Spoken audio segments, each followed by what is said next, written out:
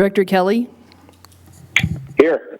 Director Malloy, Director Mishler, Here. Director Dixon, Here. Chair Magner. Here. Number 4, amendments to the agenda. The first one will be right after the amendments. We will do a update by the general manager, and then we will proceed with the public comments. So, can I get a motion to accept the amended agenda? So moved. Second. Karen, please. Director Malloy, Aye. Director Mishler, Aye. Director Kelly, Aye. Director Dixon, Aye. Chair Magner. Aye. Okay, Mary, it's yours. Okay, so typically I do GM updates at the end, but wanting to kind of go through just some COVID updates and a couple other happy updates. So just right now, just so everybody knows what's open, we have neighborhood parks and community parks open, tennis courts, pickleball courts, dog parks, skate park, BMX. We're still doing food distribution and senior food kits. So those are completely open right now, with understanding that people still should be social distancing, and if they can't, they should be wearing masks per the guidelines from the state. What is limited right now is we are reserving pavilions for households only. And then other things, outdoor basketball courts, restrooms are open right now from 7 a.m. to 8 p.m. where there are restrooms in our parks. And then Pleasant Valley Aquatic Center, and I'll go through that a little bit more. And then once again, our C track is limited so long as they're following social distancing. So what is still closed? Playgrounds. There has still been no guidance from the state and or the Ventura County as it relates to playgrounds, and a lot of that is due to high touch. So if you can imagine the number of kids that are typically on playgrounds and then kids touch their mouths, eyes, there's no way to be able to go in and once it's clean, there's no way to continue to clean that. Other things that are still closed is our sports parks, with the exception of where camp is taking place. So if there's a camp that is a registered camp, those are open, but they're only open for those specific activities. The community center is still closed. Senior center and Freedom Gym right now are still remain closed. So a bit of good news is we have reopened the aquatic center. So that opened on Monday, 2 days ago. So the hours right now are 8 a.m. till 12, and then 4 p.m. to 8 p.m. Saturdays 8 to noon. Now, even though I say that, it is a full schedule because we do have a swim team that's in there. So they are in there early in the morning. We have structured swim. So the 8 to noon is when we're doing lap swim right now. Same thing from 4 to 8. And then we're also doing water exercise. Starting Monday, we will be doing swim lessons. So right now, swim lessons and lap swim for next week are full. So that is good news that people are getting back in the pool, although albeit it's limited because we can only have one person per lane. But we're at least we are seeing people out, seeing people use it, which is nice, especially being that we just finished, a $500,000 renovation in there in the bathrooms. So there currently is no rec swim right now. Once again, you still have to do social distancing, and to try and do open and or rec swim makes it fairly difficult to do. We have working on doing half-day summer camps. The hope was to start on July 6th. Right now, we only have one camper right now. So what we will do is we have canceled it for the week of July 6th. We'll continue to see if we have campers for the following week. I think, where's Caitlin? We have 2 registered right now. So once again, I think part of it is if people are looking for full day, we're right now doing it partial day, and once again, you can only have 1 to 10 campers. So if there's anybody interested, that will still be open, still looking, still working to have camp. Other items, we opened our offices on Monday, so our offices are open. As a reminder, anybody that uses our facilities, mask is required when you come in due to state and county guidelines. We are starting some of the contract instructor classes as it relates to fitness and, once again, and camps. So anything that's related to those, because there has been guidance from the state that we can reopen those. So things like jazzercise, Tai Chi, so some of those are starting. Some of our contract instructors are coming back. We still have some that don't feel comfortable yet, so we're working through some of those things. Non-fitness classes and programs, those will still to be determined as we continue to get more guideline from the state. If we have any guidance, we are ready to look at adult sports, but right now, there's no guidance toward adult and/or any type of youth sports at this time, especially if there's any kind of contact.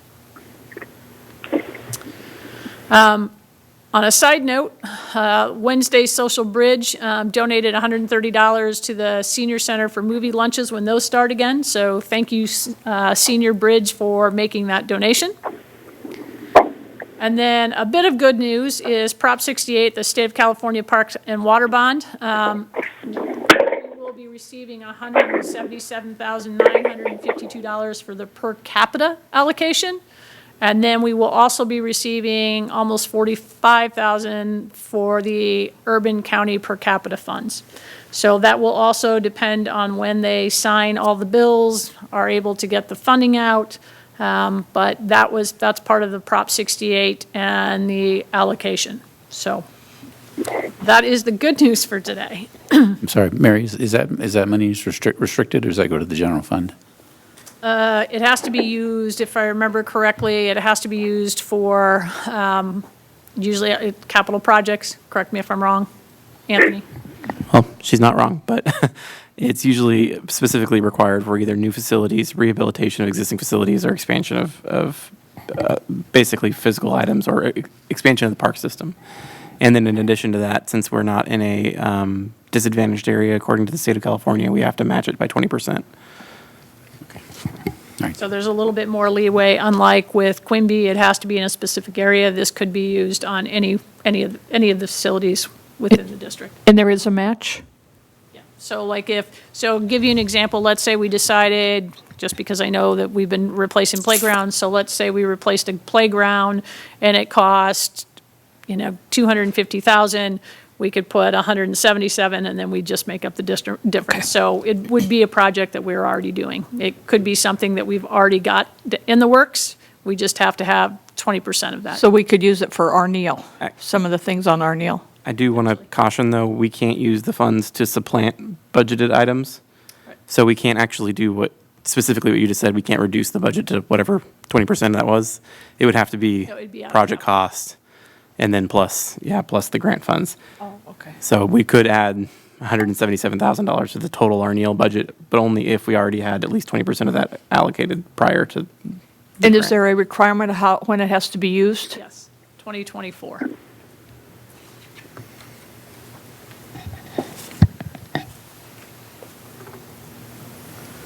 That is good news.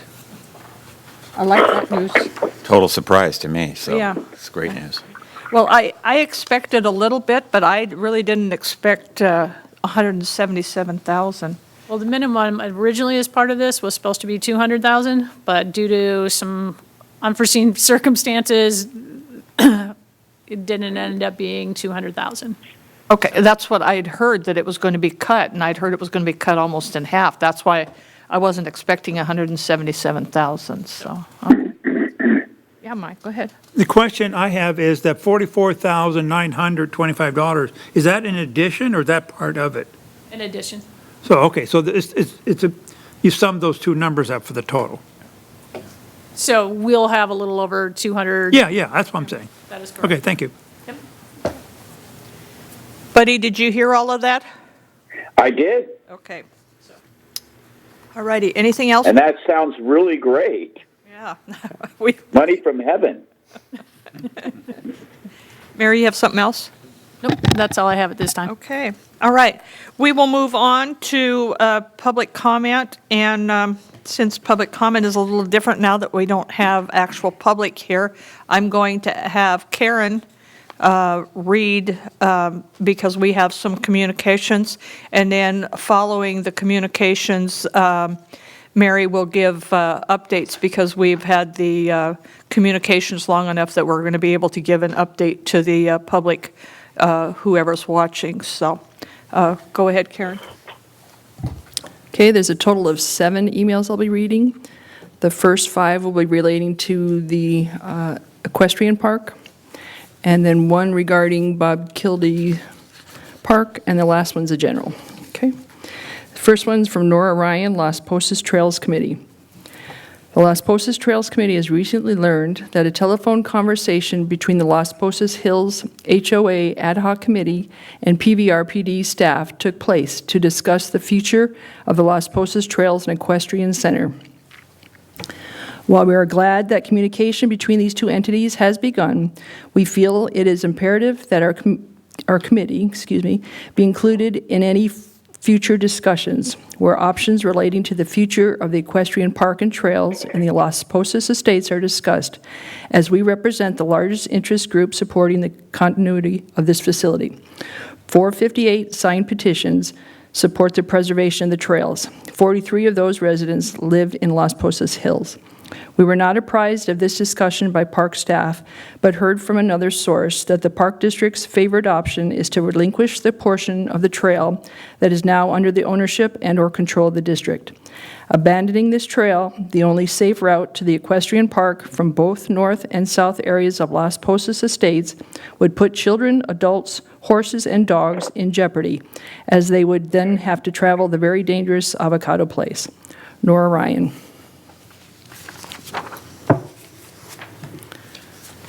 Second email is from Kathy Bryan. It has been brought to my attention that the Las Posas access trail to the arena and the trail up the Barranca are being questioned as whether to keep them open or not. I want to heartily support keeping these trails open. I ride my horse a number of times every week along these trails, and the elimination of access would make it necessary to take my horse on asphalt roads with considerable traffic going at high speeds. This would present a real danger to my safety and my horse's safety. The reason we moved to Las Posas was because of the trail system for both walking and equestrian use. It is a highly valued part of our residential community, and it is enjoyed by so many. This is what gives us quality of life. Thank you for all your support you can give to keeping the trails open and safe. It's an email from Jessica Fries. I have lived in Rancho Las Posas for over 36 years and have owned and been riding horses since I was 3 years old. I have been a member of the Las Posas Rancheros Riding Club and the Camarillo White Horse Association and the 4-H Horse Club. At the present time, I own 4 horses. I have always, and still do, use the Las Posas Equestrian Park and the adjoining trail system on a regular, year-round basis. It has come to my attention that you are considering giving up the trails that I and a lot of other people and horses use to reach the arena. I hope that you do not do this. My family and I need these trails to remain open and usable. The Las Posas Hills and Rancho Las Posas estates were created as an equestrian community. Bridle paths and trails were incorporated into these developments from their beginning in the 1950s. It's why my grandparents moved here and why my parents and I continue to live here. It has always been a horse and livestock area. Many others use the trails as well, including dog walkers and hikers. Please keep and continue to maintain these trails, which provide the only safe route we have left to reach the arenas. Other recreational sports are provided for at other parks that you manage in Camarillo. Horseback riding has always been a part of the Camarillo culture. Please continue to support our chosen recreational sport. Don Adolfo Camarillo would want you to.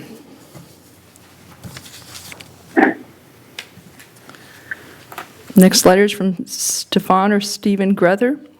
This letter is submitted to you in regard to part of the trail system in the Las Posas area of Camarillo, which you own and manage, including the riding arenas. I understand that you're considering relinquishing sections 4 and 5 back to the HOA property owners. If they do not then choose to keep and maintain these trails and allow access, then basically the trail system will be too broken to fix. The Las Posas Hills area developments, which include the land between Crestview Avenue, Beardsley Road, Center School Road, and to the end of Ramona Drive by the Las Posas Golf Course, were created with equestrians in mind. The blueprints and plans, including riding paths approximately 8 feet and from the street curb running in front of all of the houses. Also included were connecting trails that led to the arenas, which were built on the property owned by the entertainer Danny Kaye, who allowed us all to ride there. Now it is owned by the HOA and you. My family has lived and farmed in Camarillo for 100 years. I was born in 1951, and my dad, his siblings, and my siblings and I rode our horses on the Las Posas Hills trails and used the arena. There was only one at that time. I have 6 children, and they all rode the trails and in the arenas on into adulthood. Now they have children, and I want them to be able to ride the trails and use the arenas as well. Emails from Kristen DeTrails. The purpose of this letter is to convey my great concern that you are seriously considering abandoning the trail sections 4 and 5 near the Las Posas Equestrian Park and turning them over to the HOA. These trails have been owned and maintained by you for over 40 years. This abandonment could cause the permanent closure of these trails. If you proceed, I feel the real abandonment would be to the residents in this community by decreasing their access and ability to have safe recreation. It appears the maintenance of these trail sections 4 and 5 has been recently halted. Why is this? It is creating hazardous conditions and it is discouraging trail usage. And the game cameras are back up and I'm wondering why. Are these two actions connected? These cameras were already placed for several months to assess trail usage and showed that these trails are often used and by many residents year-round, including dog and livestock walkers, hikers, and horseback riders. Many of these users are children. Abandoning trail sections 4 and 5 cuts off access from remote place to the riding arenas. It would force all the residents who use this route to have to use Avocado Place to get to the other trails and the arenas. This road is dangerous for pedestrians and horses. It is steep, has no sidewalks or bike lanes, has blind curves, and drivers regularly speed on it in both directions. A letter dated 6/23/20 from district staff states the reason for considering abandonment is, quote, to relieve the district of increasing liability related to the trail, unquote. Why are liabilities increasing? It is because trail maintenance has recently stopped. Every park requires maintenance. Every park has liability. In addition to forcing riders to use Avocado Place, I feel that health liabilities will be created by not having these trails remain open and accessible. They have been a lifeline during these COVID-19 times for exercise and mental health. Residents are using the trails more now than ever. Closing them would be going in the wrong direction and away from the needs of the community. Please, we need more trails and open space, not less. And the email was from Kristen Loft. This next one's on Eston Street, Bob Kildee Park neighborhood disturbances. Oh, pause. Go right ahead. Okay. We, the undersigned residents of Eston Street, Camarillo, request an address of issues related to the activities at Bob Kildee Park along Eston Street. Activities include, but are not limited to, the 9 baseball fields, 4 tennis courts, 6 pickleball courts, and handball courts. Multiple residents have filed complaints, verbal and written, with the PV Parks and Rec Department, park rangers, and the City of Camarillo. As to date, no formal actions have been taken to address or create a long-term resolution to these problems. The following issues are causing ongoing issues for the residents on Eston Street. Parking. Issues by baseball, tennis, pickleball. And 1A is during baseball season, weekend street parking is not existent along Eston Street between the 1300 block and 1000 block. B, blocked driveways during peak weekend baseball and tennis pickleball activities. C, no available street parking for visitors of residents. D, missed street cleaning on alternate Fridays. This is needed as the pine, eucalyptus, windbreak trees along Eston Street shed heavily. E, safety, 25 miles per hour limit routinely disregarded. Driveways are used as U-turns unsafely. Second issue, sound disturbances. A, during baseball season, games extend into 10 p.m. with large crowds with noise levels that can be heard several blocks away. B, after the conversion of the tennis courts to pickleball courts, the noise level increased dramatically. Noise and player activity can be heard through the windows of nearby residential houses. C, tennis courts are not locked at night. Tennis pickleball play has been consistently starting before 7 a.m. and continuing through 10 p.m. most days of the week. D, increased usage of the tennis pickleball courts have led to an increase in people converging on Eston Street. There are several non-city websites that list Kildy Park as a place to play, driving increase in usage. Residents routinely see pickleball leagues using the courts at capacity. E, leaf blowing maintenance. Leaf blowing routinely starts at 9 a.m. Monday, Wednesdays, and Fridays, and lasts approximately 30 to 45 minutes. Third issue is resident privacy issues. A, tennis pickleball chain link fences on courts do not have any type of privacy screen along Eston Street. After courts reopened in May, it was common to see 30 people in the courts. B, automatic light timers. The tennis pickleball court timers routinely stay on past 10 p.m. After June 15th, the court lights can be turned on manually until approximately 11:30 p.m. 4, wind-borne trash dirt. A, wind-blown trash from the baseball fields have always been a problem, less during coronavirus shutdown. B, baseball field leveling and infield dragging causes major dust issues across Eston Street. The last issue, flea and tick. A, marked increase in flea and tick problems over previous years. We, the undersigned, would like consideration to the following changes or actions to help alleviate the above issues. 1, parking. A, prior to resuming baseball, verify if the baseball organization can request participants not to park on residential streets. It appears to be a policy in the Conejo Valley Park and Rec. B, rezone Eston Street to resident-only parking, resident parking tags. C, posted no parking signs on street sweeping days, City of Camarillo. D, posted high visibility speed limit signs, City of Camarillo. Okay, 2, sound disturbances. A, enforcement of 10 p.m. cutoff time for baseball fields. B, installation of sound privacy screens on tennis pickleball courts along the Eston Street fences. C, locking tennis courts at night to prevent late night usage, early morning usage. D, verify court lights have hard cutoff at the 9:15 p.m. posted lights out time. 3, resident privacy issues. A, installation of sound privacy screens on tennis pickleball courts along the Eston Street fences. The Mission Oaks courts have privacy screens along Mission Oaks Boulevard and fences facing residential housing. 4, wind-borne trash dirt. A, request Pony Baseball organization water down infield prior to leveling. 5, flea and tick. A, possible to spray at peak flea and tick season. B, cite, find people feeding squirrels wildlife at park. Signed, the following residents of Eston Street. I have 15 signatures. I'll just read their names.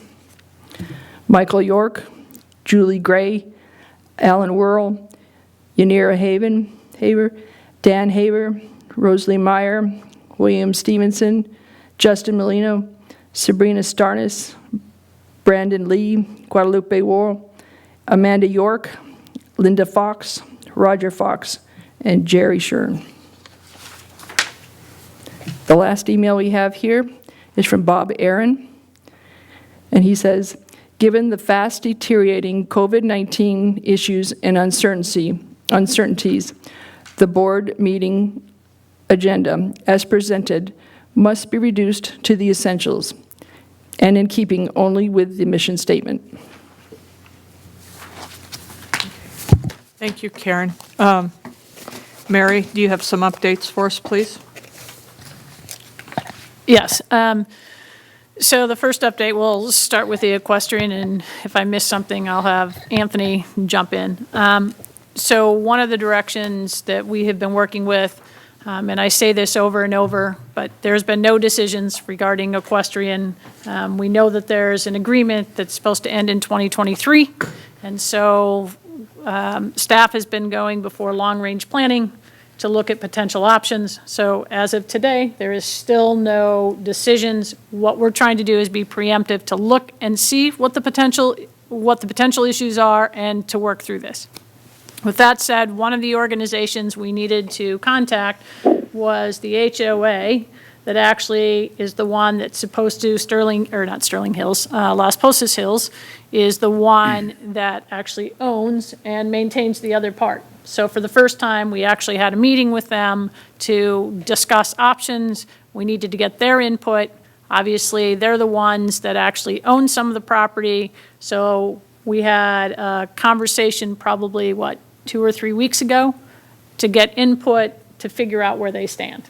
So some of the discussion topics, as you can see tonight, were what that looks like regarding sections 4 and 5. I had a conversation with them. They also understand that this isn't the final conversation. This is what initial conversation of what some of the challenges are. As we continue to tell people, one of the biggest challenges on there is you have deteriorating hillsides. And just to kind of round out that conversation is the hillsides that are deteriorating the most are on sections 4 and 5. So that's kind of where we had the conversation, just to have an initial conversation with them at this point in time. Did I miss anything on that, Anthony? I would just note that the conversation was relatively wide-ranging, but one of the potential topics of discussion were what would happen if the district were to potentially relinquish control of those sections back to the HOA. It was more of a discussion of process rather than a discussion of decision-making discussion. So we were not presenting it to the HOA as something that the district was planning to do at the time. Yeah, I just want to clarify, the Park District does not own the trail system, correct?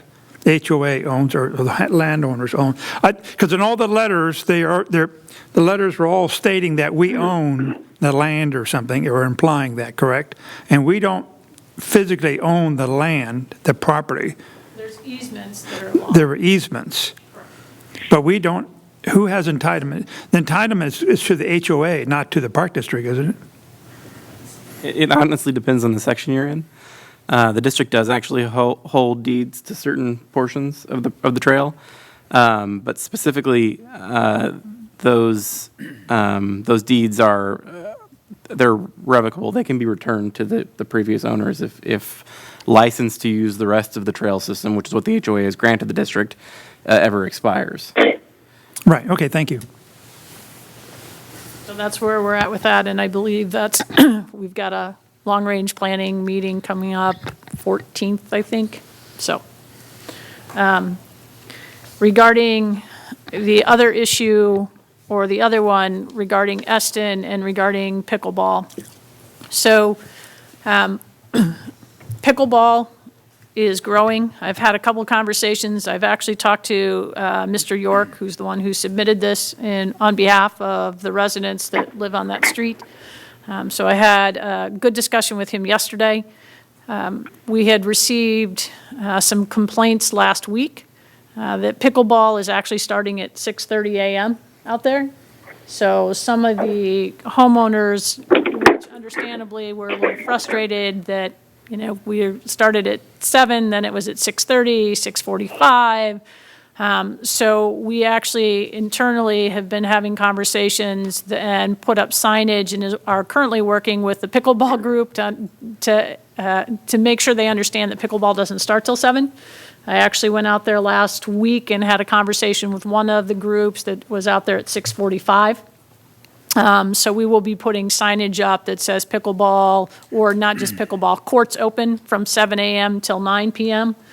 So that way everybody knows whether you're playing tennis and or pickleball, that those will open at 7 and close at 9.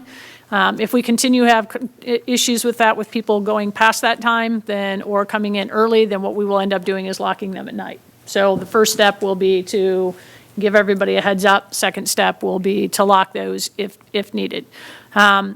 I also had a discussion with Trish, or actually Lanny did, and I actually had a discussion last week with Walt, who's the other person that they're sending information out to, is trying to be respectful of the neighbors, parking either in the Eston parking lot and/or in the Kildee lot. So that way, everybody wasn't parked along Eston. I think the challenge has been I think in the past, they know that baseball has been there, so that isn't a new, but I think now that you've had COVID and they've had a little relief, but now you have it instead of just on weekends, you have it every day. So I think that's part of the challenge. And then, as stated, you've got people that are parking blocking their driveways, and then also street sweeping and stuff. So we have had conversations with pickleball and sent the information out to be courteous and try and park in those other locations opposed to up and down on both sides of the street. So those are some of the initial conversations I've had with Mr. York yesterday, and kind of looking at potential resolutions and working with the pickleball, with at least the pickleball group as of right now, as we move forward. So. Okay, all right. Thank you, Mary. Okay, we'll move on to the consent agenda. If there's no discussion, then can I get a motion to, any changes? Or can I get a motion to accept the consent agenda? So moved. Second. Please. Director Malloy, Aye. Director Mishler, Aye. Director Kelly, Aye. Director Dixon, Aye.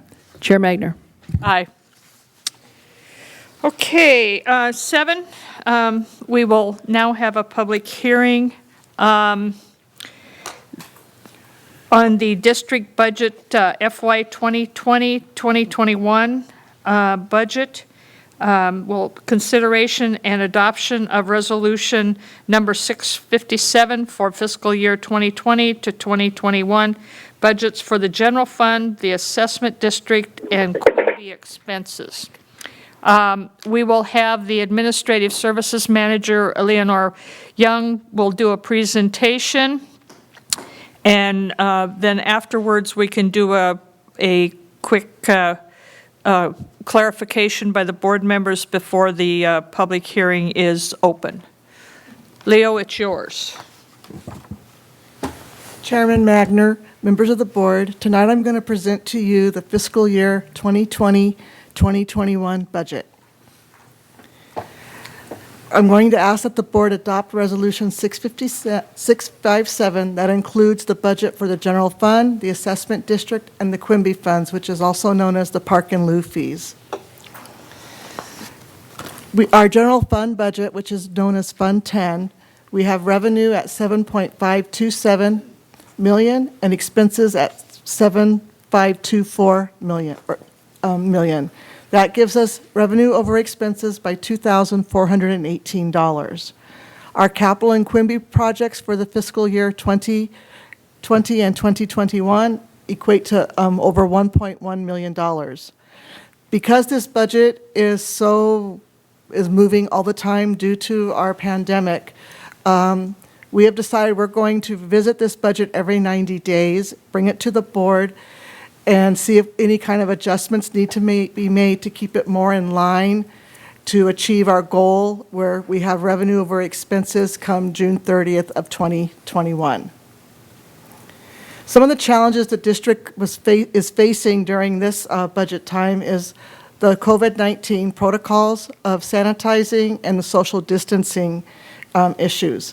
We also have the rising cost of our CalPERS, the unfunded liability, our health care expenses, the minimum wage increase that goes up in January, our utilities, and this is an election year as well. Also, our tax revenue, we kept that flat for this budget time, the same as 1920, and then we took our supplemental tax apportionment, averaged it over the last 5 years, and then reduced it by 10%. Our capital items for the year, we had talked about in our budget workshops, but we had one change that needed to be made because this item was still being discussed with the vendor. At the time of the workshop, I had put a placeholder in of $24,000, but we had an increase of $6,772. So I had to increase that capital project to $30,772. That is reflected in the budget you have in your packet tonight. So therefore, that increased our capital for the general fund to $104,272. Here's a quick budget overview of what from 1920 to 2021. As you can see, we had to reduce our revenue by over $657,000. Our personnel, we decreased by $307,000. Services and supplies, over $293,000. And our capital, we decreased by over $417,000. Here is a snapshot of our tax apportionment, our revenue, our personnel, our services and supplies, and our capital. And this is budget 1920 versus budget 2021. Going on to the capital projects. As you can see, this is what we've budgeted the last 4 years, and you can see that we're slowing up as far as with our budget for capital for 2021. Because one thing that we really wanted to be is that we have all these projects going, but we're now going to be focusing on the Quimby funds and getting those projects going for this fiscal year. So the projects for capital, they include Pitts Ranch Park, the basketball court resurfacing, Pleasant Valley Fields, the painting, motor fleet, we're going to purchase 1 vehicle, the turf grinder for the edges, server and switches, and an inflatable system. The Quimby Fund projects, we have 2 projects online for this upcoming fiscal year. That's the Community Center kitchen remodel of $250,000 and the Arneal Ranch Park design of $750,000. The Quimby projects equate to $1 million. Going on to the assessment district, which is Fund 20, that was formed in fiscal year 15-16. The rate had received a 3% increase, which equated to $1.24 per parcel or per benefit. So the tax that, if you have a full benefit, the tax you will see on your property tax bill will be $42.56. This is a snapshot of our budget comparison, again from 1920 versus 2021. For revenue, personnel, supplies and services, and our total expenses for the assessment district. So this evening, I ask that the board approve Resolution 657 for fiscal year 2021 budgets for general fund, assessment district, and the Quimby funds. Do you have any questions? Okay. Do any of the board members have any questions of clarification? Director Kelly? None. Okay. I now declare this public hearing open. Members of the public are now invited to provide comment only towards the district's budgets for the 2021 fiscal year. Are there any members of the public that would like to speak for approving the budgets? You will have 3 minutes to address the board. Not seeing any, I will move on. Are there any members of the public that would like to speak against approving the budgets? You will have 3 minutes to address the board. Not seeing anyone, I will now declare the public hearing closed. Are there any other comments by any board members before we move on for a motion? Okay. Director Kelly? None. Okay. I will entertain a motion to approve and adopt resolution number 657, 2021 fiscal year budgets. I'll make a motion to approve and adopt resolution number 657. Second. Karen, please. Director Mishler? Aye. Director Malloy? Aye. Director Kelly? Aye. Director Dixon? Aye. Chair Magner? Aye. Okay.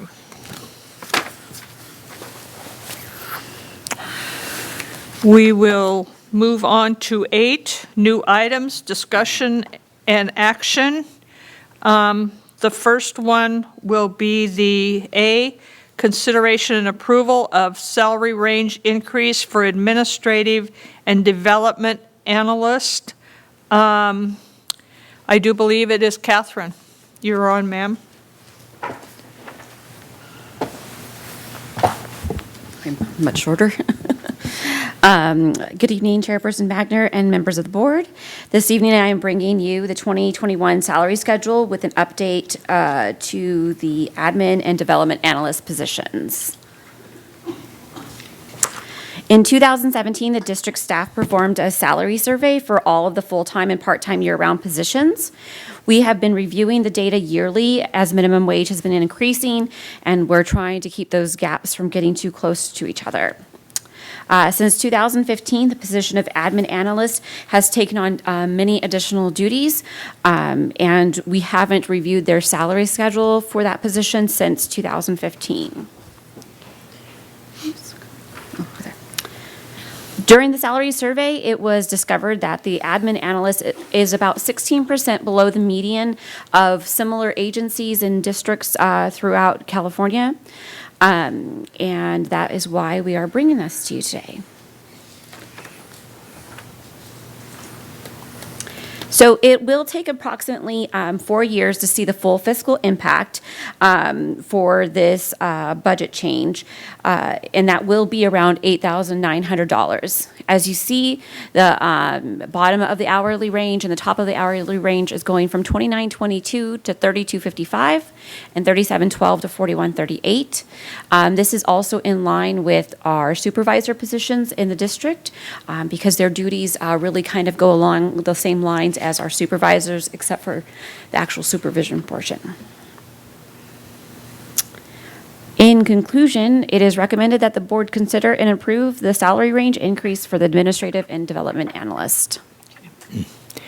Are there any questions? What's the percentage of the increase? You know what? I meant to write that down and I did not. I don't think it was 16%. No, it looks like less. Yeah, It was looks less than like less. 16%. Yeah. It was going along the same line, but we went along the same line as our supervisor, so. Okay. Yeah, it's, I had it, I might have it in my other. you told us in the committee, and I I know, forget. I know I had it somewhere. Yeah, I didn't think about it. Is there any positions, I'm going to, so that you know, is there any positions that are currently impacted? All of them are above the minimum right now, is Yes, that correct? currently all of our full-time positions are above the minimum. Our part-time ones are not, and we'll bring that to you closer to October to try and see where the governor's going to be, because he can put a stay on the minimum wage increase 1 year. But we don't know if that's going to happen, so. Okay, but we're just talking about the administrative right now. Right now, that's all we're talking about, is Okay. the full-time, part-time, year-round salary schedule. That includes the administrative and development analyst. Okay, so this has nothing to do with minimum wage. Well, we look at the salary schedule. I understand, but this particular action, I know we're going to approve the schedule, but this particular one that you brought to us has no impact with the minimum wage. It is not below the minimum wage Right. currently. Okay. Mike? No questions. Director Kelly? Nothing. Go ahead. Is this the only position that fell below the, No, it is not, that fell below the median. Yes. No, it's definitely not, but we've been addressing them about one a year. We started and we did human resources specialist, we did accounting specialist last year. We're doing this position this year. So we're kind of trying to keep an eye on them as the crunch kind of gets a little more, and making sure we do look at all of them and that we stay within a comparable rate. when you do the salary surveys, are you looking at hourly rates of pay, or are you looking at the entire compensation package? The entire compensation package. We really look at everything. On this one, we do look at the benefits and everything that's involved in what they're paid. But when we come down to the nuts and bolts of it, we're really just looking at the salary range compared to the job descriptions. Because we don't want, an admin analyst that gets paid $60 at the county may not have the same responsibilities that ours does. So we really look at the comparable positions as well as the salary schedule. And the the rest of the compensation Yeah, package is exactly. also compared, and We compare it, but it's on a different level, and it's, we don't increase our salary schedule as it compares to what other benefits the other districts and entities offer. okay. Does that make sense? Yeah, I think so.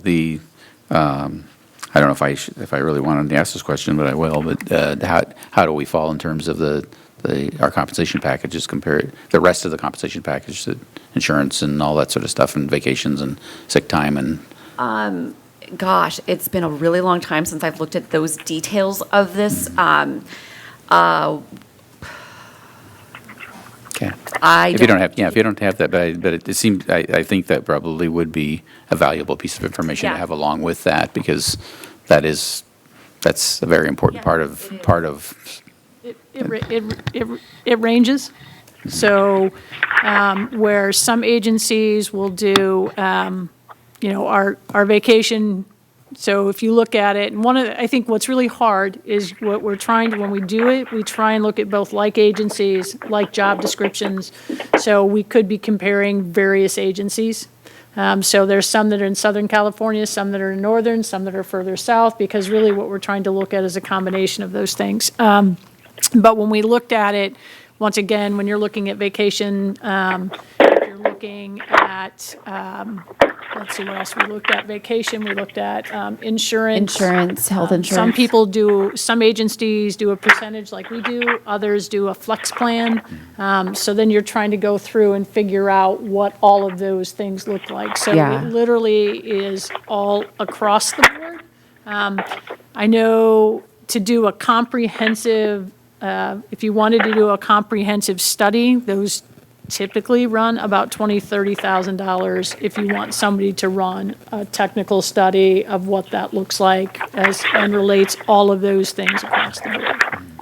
So it's not that we can't do it, but that's just to Yeah. give you a little bit of background. okay. Yeah, I don't know that we want to spend a lot of money in that kind of a detailed study, but it is just an important part of the whole discussion is. Yeah.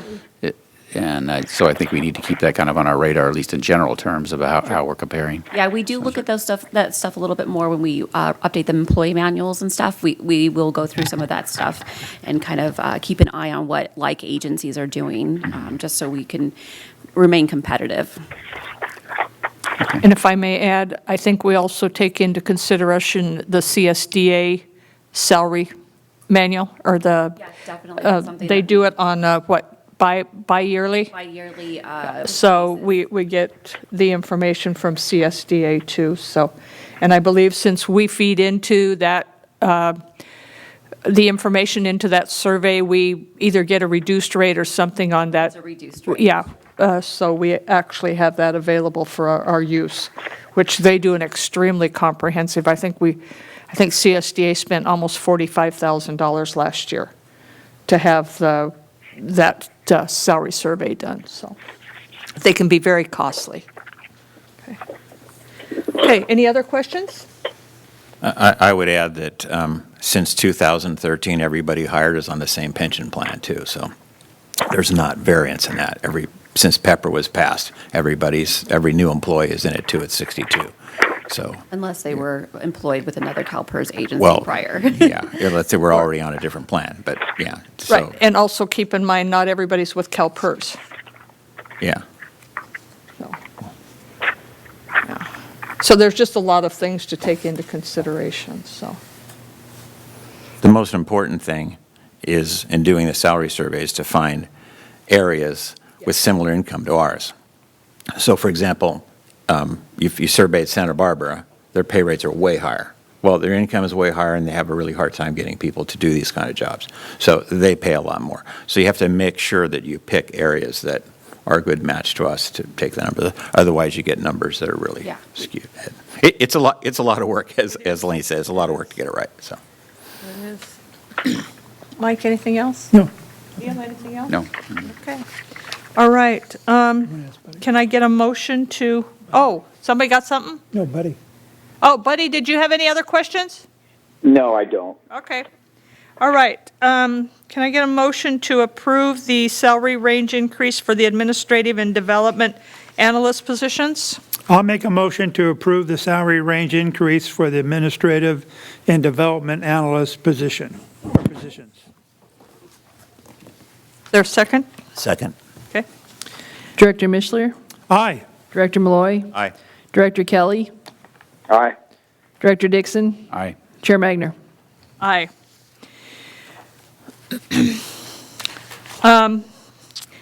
8B, California Special District Association Board of Directors election, seat C, Coastal Network. Anthony?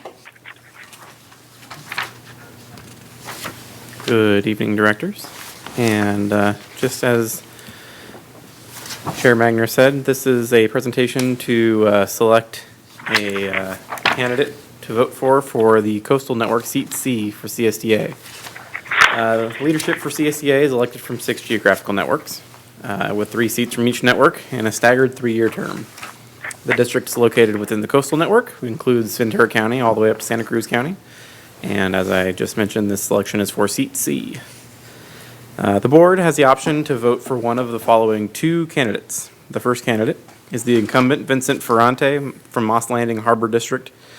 He has on his resume as the VP of South Korea Sister City Association, is a member of the American Legion Post 31, and as a member of Native Sons of Golden West, amongst other things that are included in your packet. The other candidate is Dr. Robert Blair from the Nipomo Community Services District.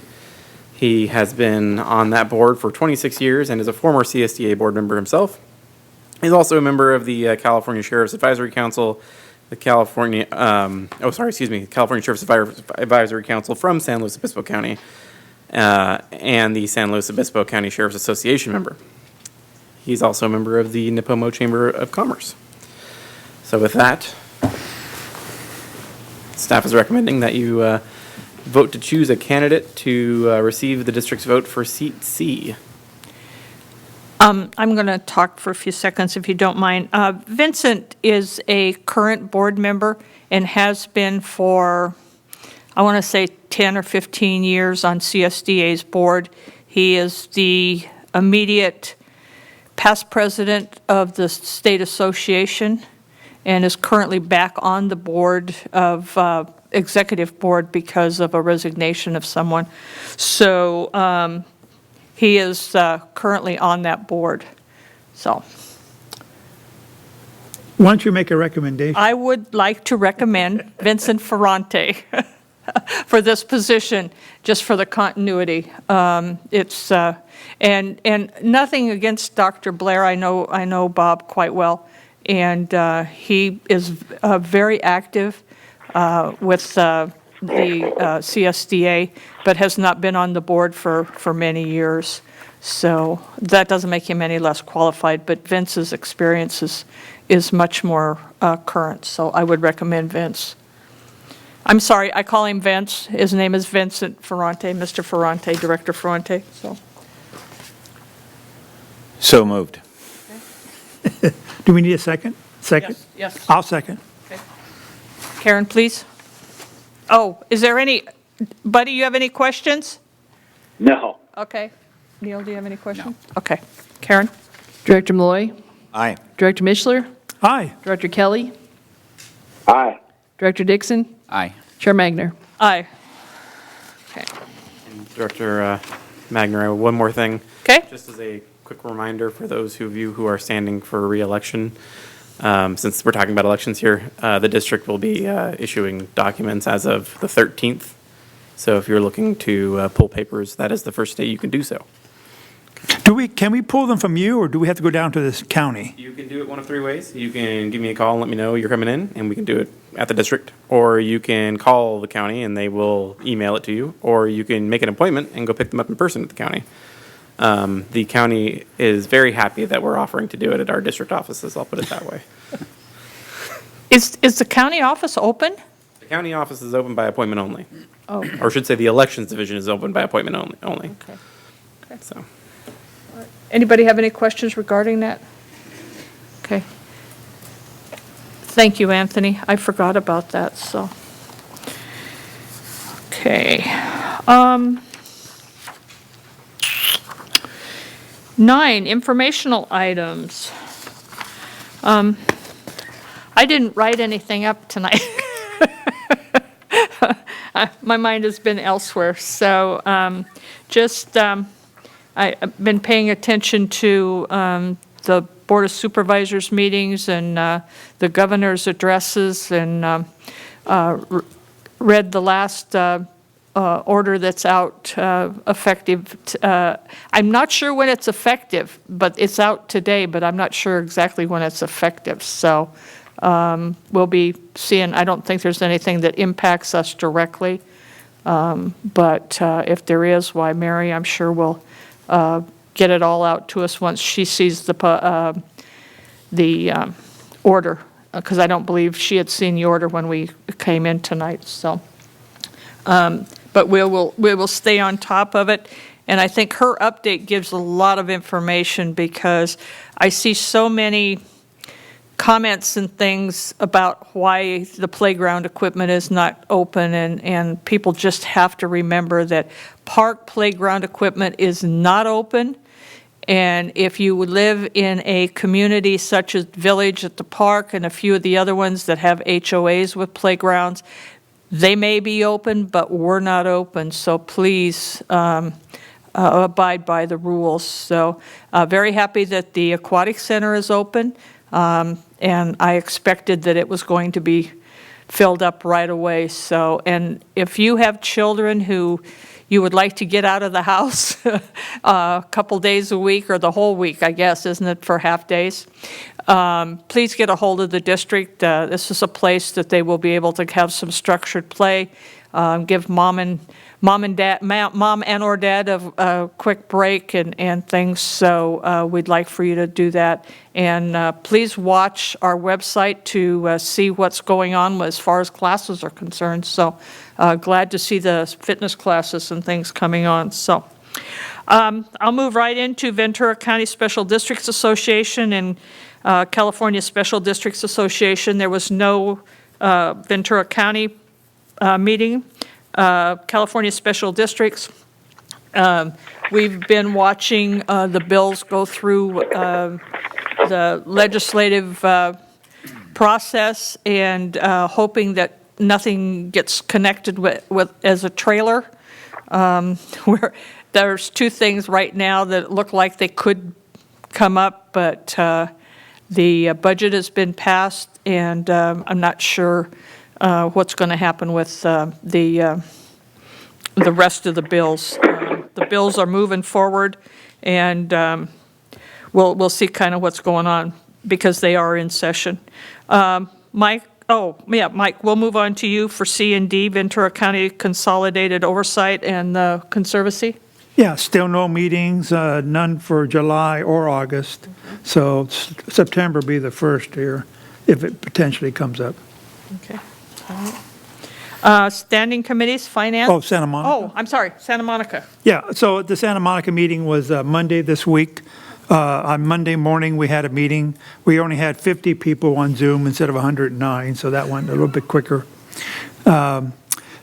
The National Park Service has reported for the Santa Monica Mountains that, they had about $30 million worth of damage due to their property from the fire from last year.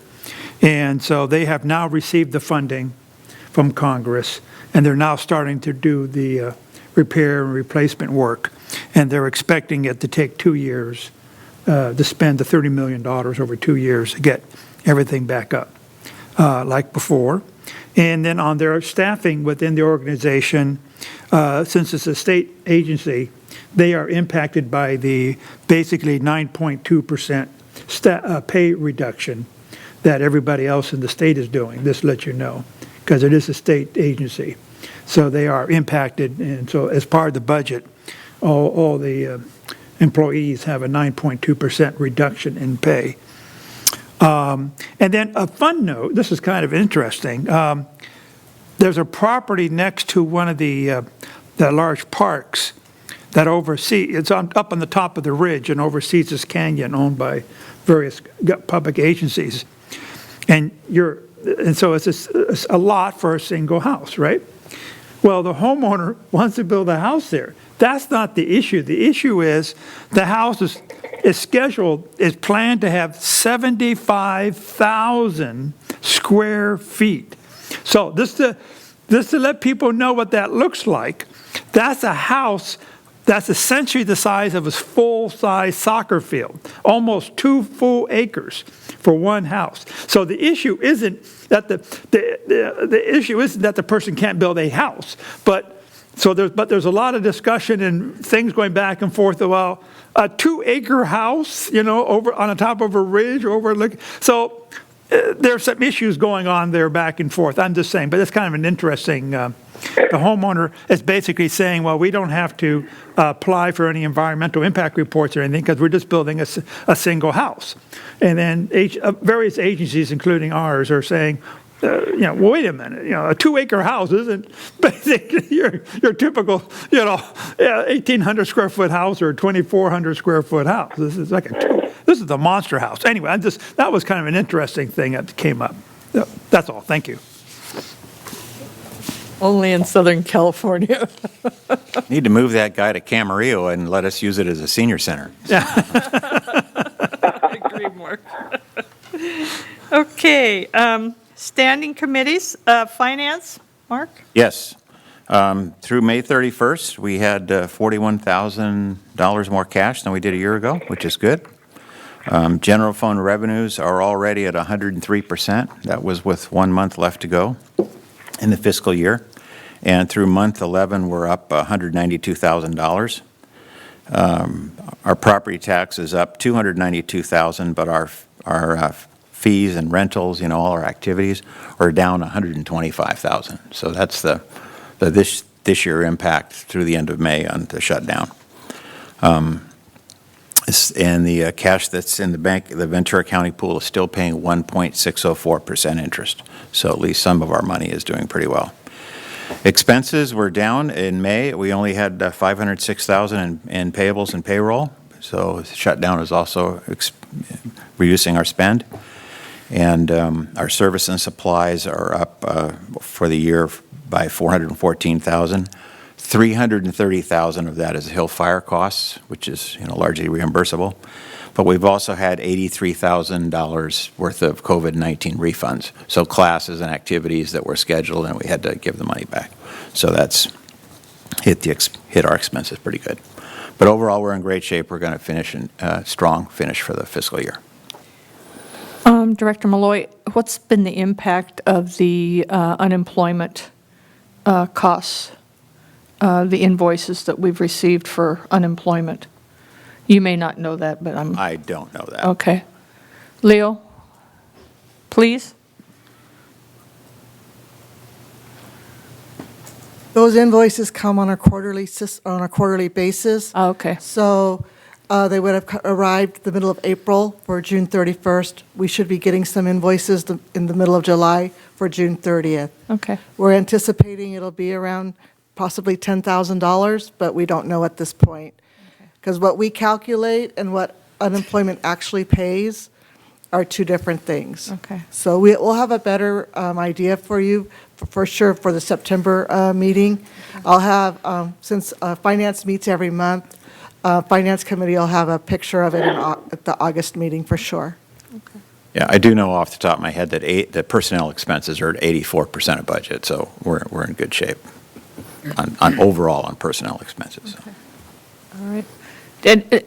Buddy, do you have any questions of Mark on finance? No, I don't. Okay. Neil? No. Okay. Liaison? Did not meet. I don't know when there's going to be a meeting. And Director Malloy, you want to report on the other two? Liaison. Liaison? Ad hoc. We didn't have Oh, ad hoc, down below. I'm sorry. Don't mind me. Yeah, we haven't had that meeting. Right, yet. okay. Long range, No meeting. no meeting. Okay. And just for the record, for the people from Las Okay. Posas, the way that the district is run is that committees do the legwork to get the facts. So if you got blank stares from two of our board members, that's three of our board members, because they're not long-range planning committee meeting, members, and they don't know anything about any of this conversation. So, there is no plan, there is no commitment, we're in a completely fact-finding stage 3 years in advance of the decision. So, just make sure everyone understands that. Somehow, on social media, everything we're on our way to somewhere right now, and that's not the case. Thanks for that clarification. I think that was needed. Personnel, I think we dealt with it in the salary schedule. Am I right, Director Kelly? Yes. Okay. Yes. Policy, we met last month, didn't we? We did not meet, Oh, we did not meet. in June, no, we're meeting. Somebody decided he wanted to go away for the weekend. Yeah. No, we did not meet, that's fine. I remember. Okay, let's do ad hoc now. Director Malloy, you've got the floor for both of those, We didn't have a Miracle League meeting. but we This have month. one tomorrow. We have one tomorrow. Okay. And the Nexus study, that was last month. I don't, Where, are we, yeah, we've already, that was on last month's agenda. We've already just, okay. Yeah, we have, and once we get information back, and if there's discussion, then we'll bring stuff back. Okay, Right now, okay. staff, don't scare us by putting these things on the agenda and leave them on there making so us we don't source through our notes, looking, when was that meeting, when we didn't actually have. Then we're going, ha, ha, ha. We leave them on there so we don't forget, but we haven't had anything for either one. We'll have one for Miracle League, and then Nexus once we get some initial information back. And I neglected to, when I had the chair meeting with Mary, I neglected to ask her what the status was, so that was kind of on me too, Mark. Sorry. Okay, foundation is hibernating, so there's no report there. And we will have Mary's general manager's report now. Most of the update I gave earlier, just so anybody that was watching or wanted information had it at the beginning. I think the only things that I can say is that I know that the community is frustrated because we don't have everything open. As a park district, we wish we could open everything. I wish that we could open playgrounds. I wish that we could open our senior center and seniors could come back and play bingo. I wish we could open youth sports. Unfortunately, at this time, there's just no direction. And so as a government agency, we have to follow what is passed down by the state and what is passed through Ventura County. So we'll continue to do that. And I can't stress enough, I know that it's frustrating for the community, but as soon as we get guidance and as soon as they tell us that the playgrounds can be open, I guarantee if it's not at midnight, and if it's at midnight, the next morning we will pull the signs down and have Emily put information up on the website. And as soon as we get guidance regarding any type of youth sports other than camps, we will do the same thing. And I know that there's a lot of people that are wanting to get kids out and moving.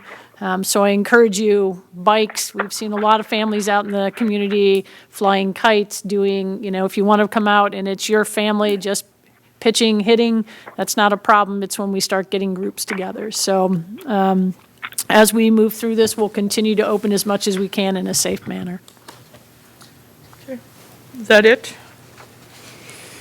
That it? That, and then the only other thing is just a reminder, there are no fireworks this year, so PV fields will be closed. In the past, there's been fireworks, and we've left that open. That will be closed. Camarillo Grove Park will close at 7 on the 4th, just to make sure we have everybody out of there before it gets dark. But otherwise, the rest of our parks will be open as they have been and are every other day. So I think those are the only updates I have at this time. Okay. We will move forward to oral communications. I'm going to start really quick. Don't forget, we have a special meeting immediately after this one, but we'll take a short break, and then we'll come back and reconvene and move on with the special meetings. So, Director Kelly, do you have any oral communications? Just to add on to what Mark already said when he was discussing long-range planning, is that the interested groups who have come to the committee meetings also need to know that the members of that committee can change every year. And so next year, it's possible that the same individuals on that committee will be different.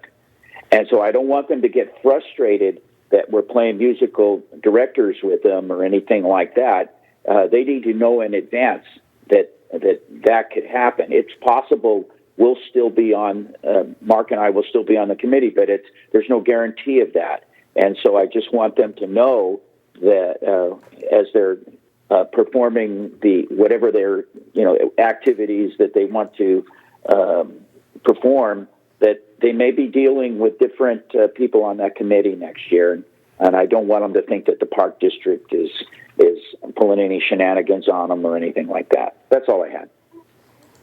Thank you. Mike? Oh, hi, yeah. I just want to inform the public and just remind the public that our district is basically opening and has opened historically now for the last several months through this whole virus crisis and existing and up to now and planning forward. We are opening the max that we are allowed under the state and county guidance. So we haven't imposed anything additional in terms of being restrictive for use of our facilities and services to the public.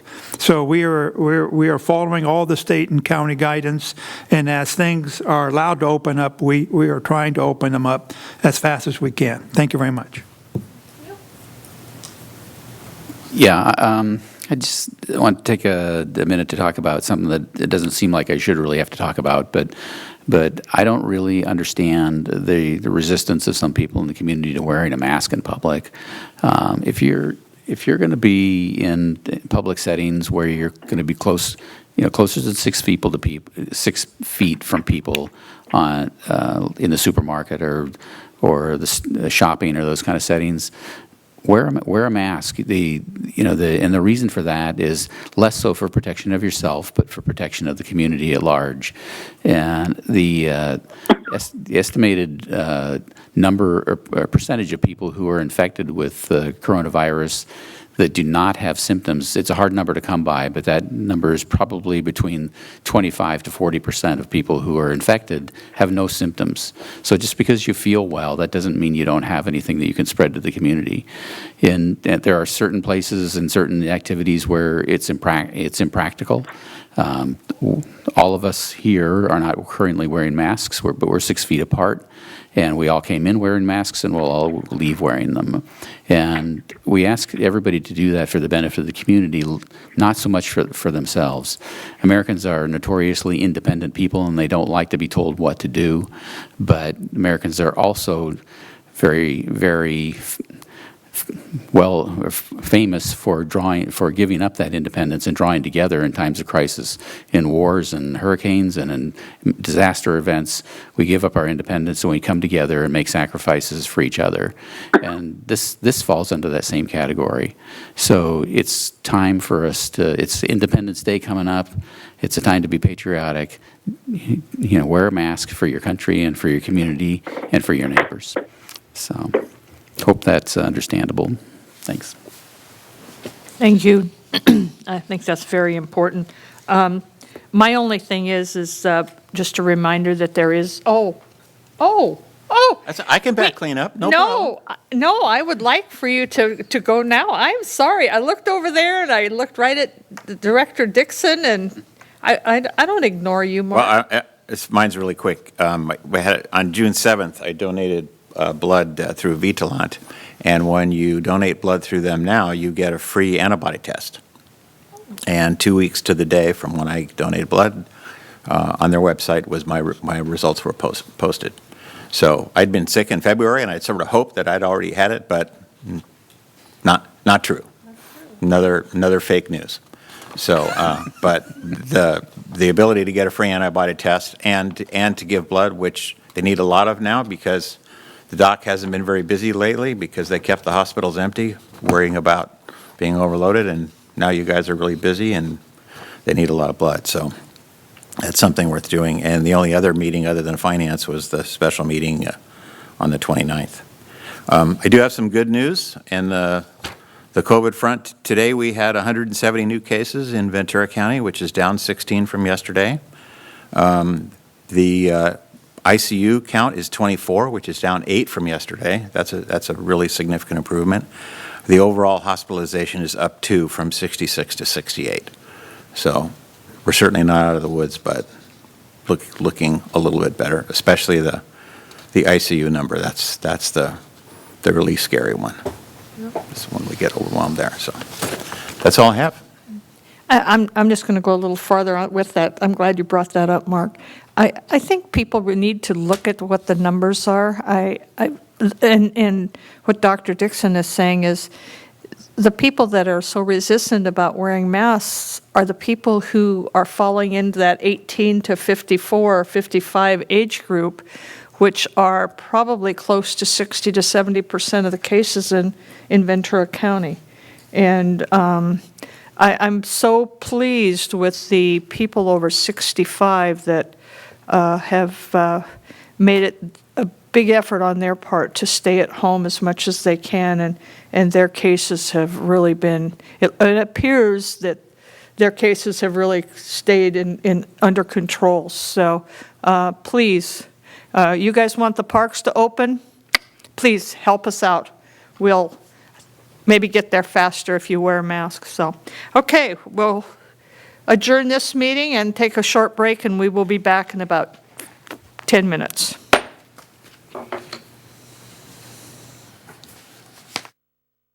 Meeting of Pleasant Valley Recreation and Park District Board of Directors meeting to order.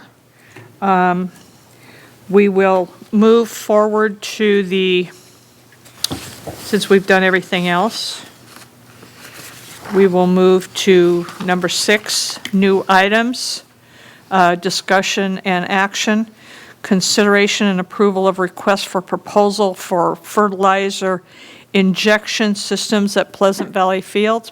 Brandon, are you ready to do it? Okay. Good evening, Chair Magner, members of the board. Here this evening to discuss the purchase of fertigation system for Pleasant Valley Fields. The board appropriated funds in the amount of $60,000 for the purchase and installation of a fertilizer injection system for Pleasant Valley Fields. Pleasant Valley Fields endures more than 1,300 hours of heavy turf use per year. It's used for soccer, adult sports, and a number of tournaments. In 2013, the district began using recycled water to irrigate the turf at Pleasant Valley Fields. Recycled water carries both benefits and challenges. Recycled water is more cost-effective than traditional potable water. However, the high salinity levels affect soil conditions and irrigation equipment. Fertilizer injection system will help mitigate some of the challenges of the recycled water. Fertigation will allow us to automatically deliver nutrients, improving overall health and resilience of the turf.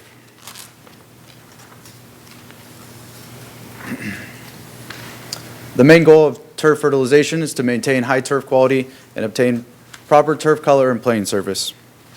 Fertigation has become recognized as one of the best fertilization methods for proper turf grass nutrition and for minimizing nitrogen leaching.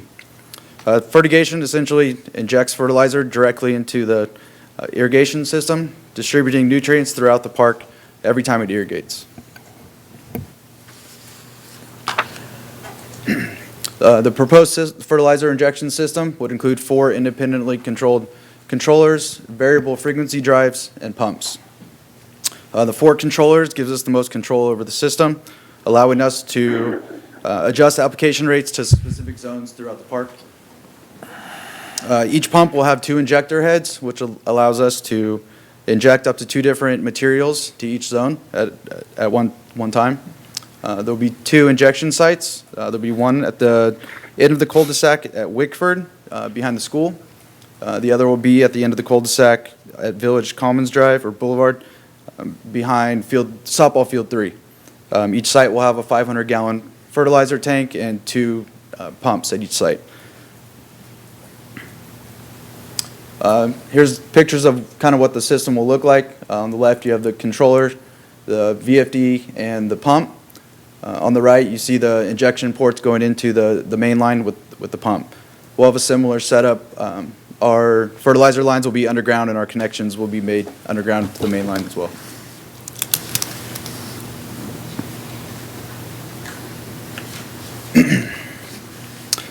We anticipate several benefits from implementing fertigation system.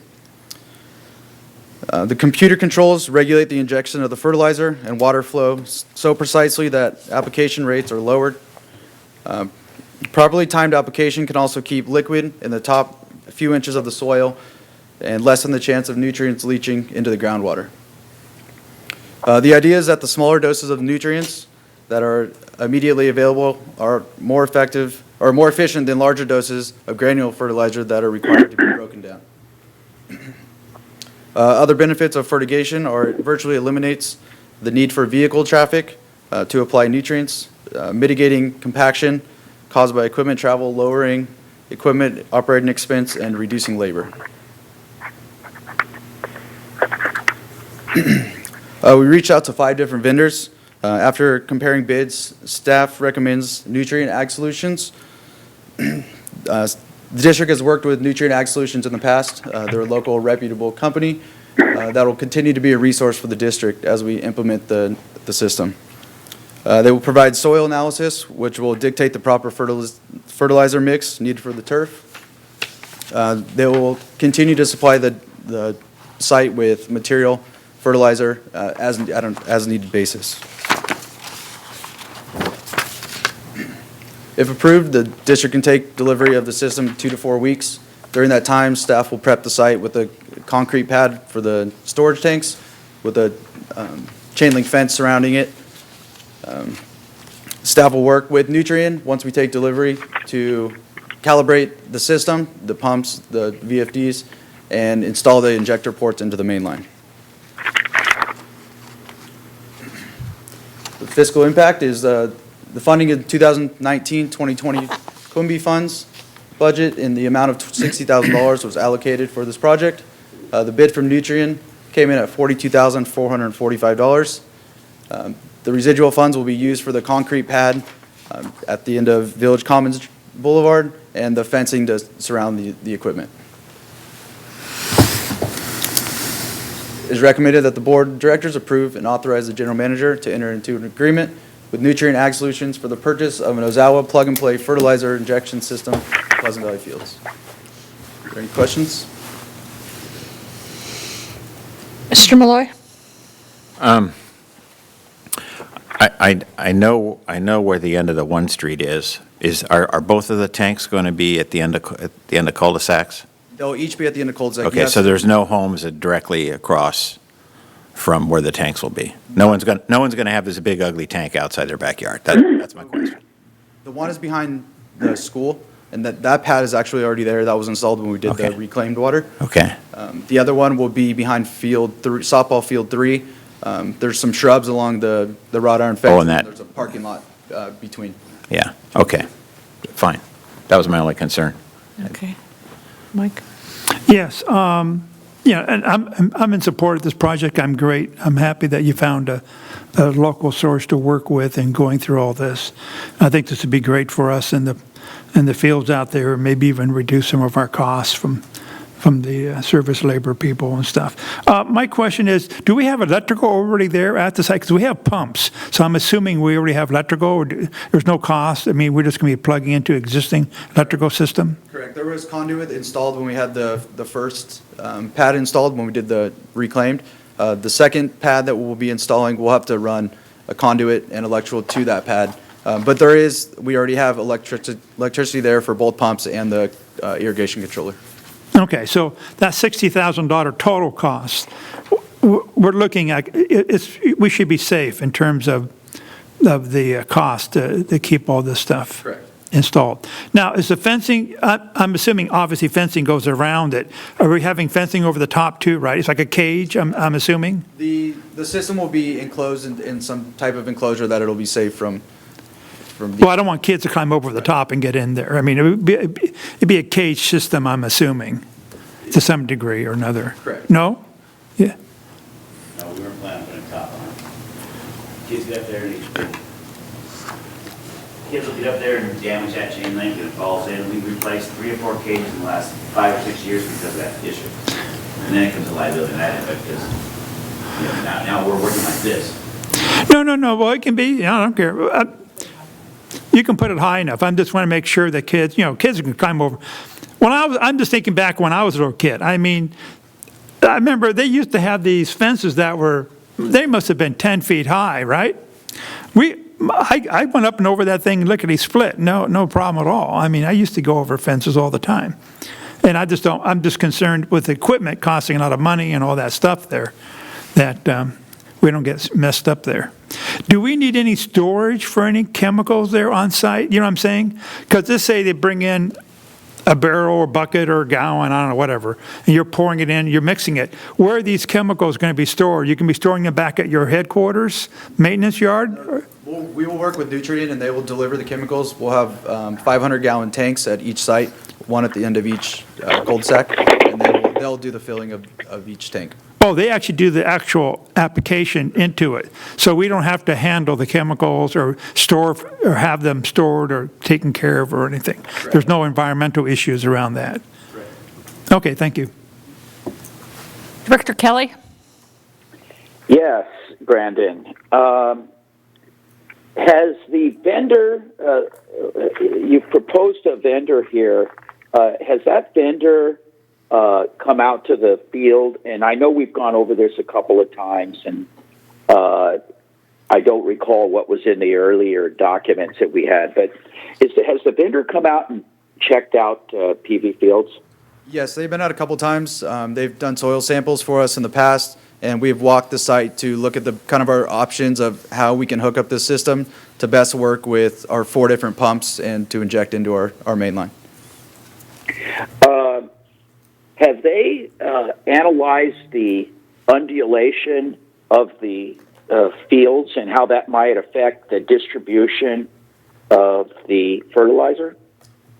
Yes, they have looked at it. We have the plans for our irrigation, and that's one of the reasons why we chose to use 4 independent systems, is because each one of our irrigation controllers has its own pump. So that way it's distributed. It'll be allocated for that pump alone rather than one pump for the entire system. My concern is that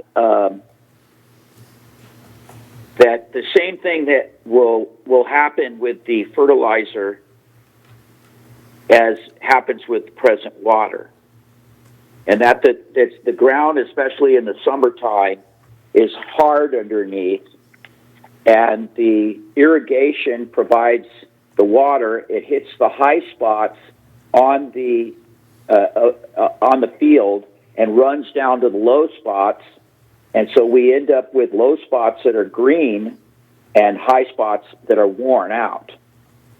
And I'm kind of wondering how we are going to prevent that same thing from happening.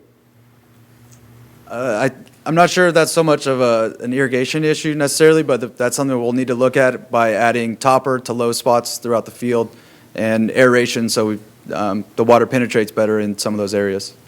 Well, Brandon, some of those undulations are, we're not just filling in low spots. They're significant.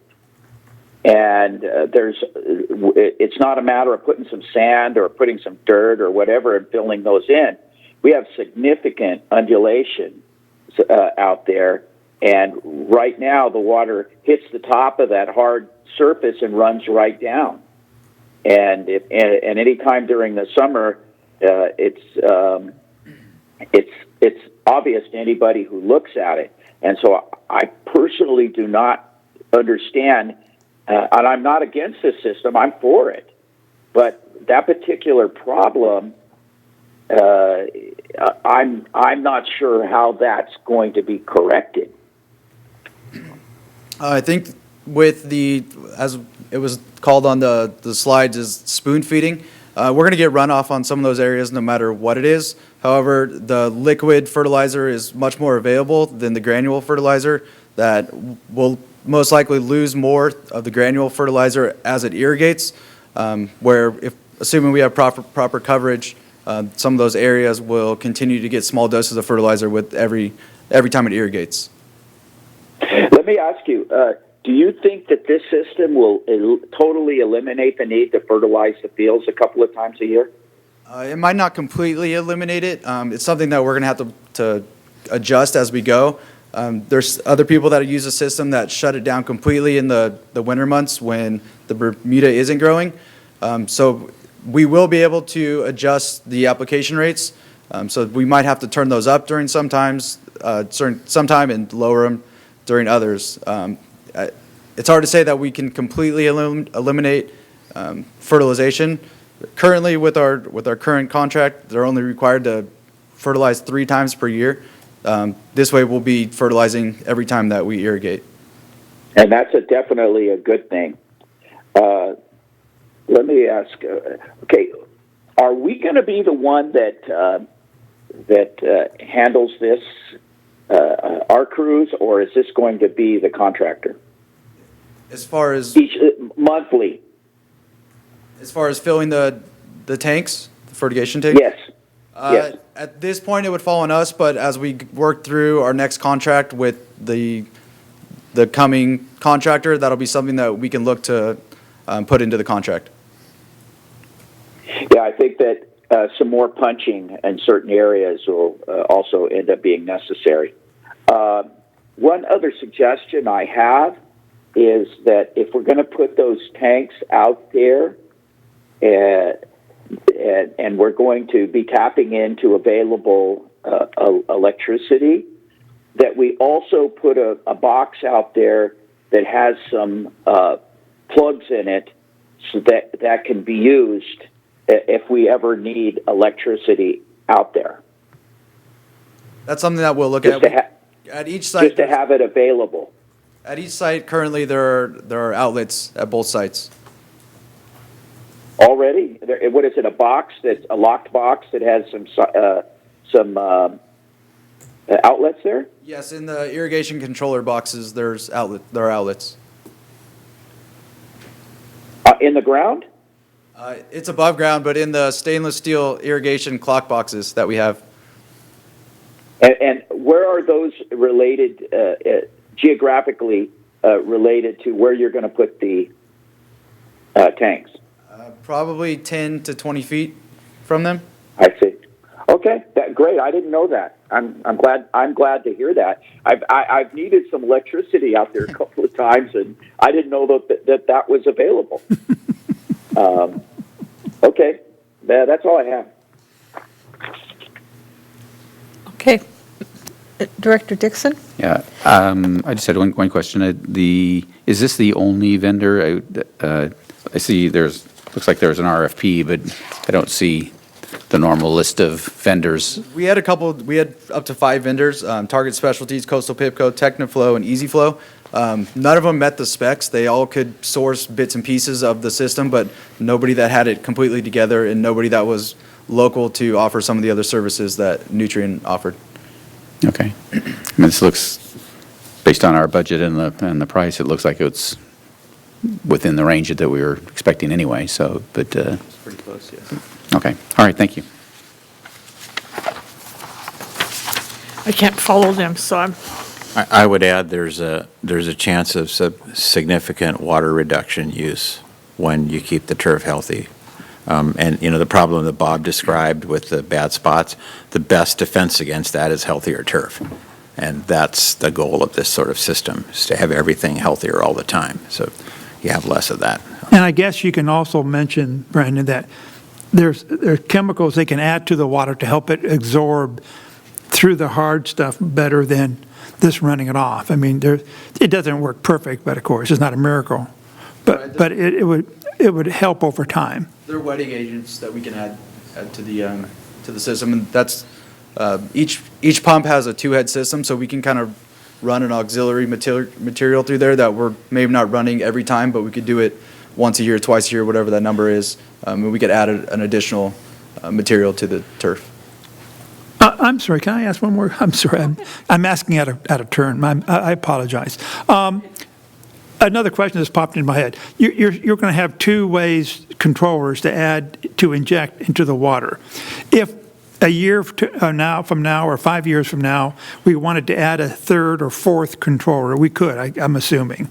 Well, we'll have 4 different pumps and controllers. They'll all be independent of each other. But at each site, we had the 2 pads, and you're going to be able to put in 2 chemicals, basically, inject into the water system. Later on, if we wanted to add a third or fourth one, we could, obviously, if we wanted to.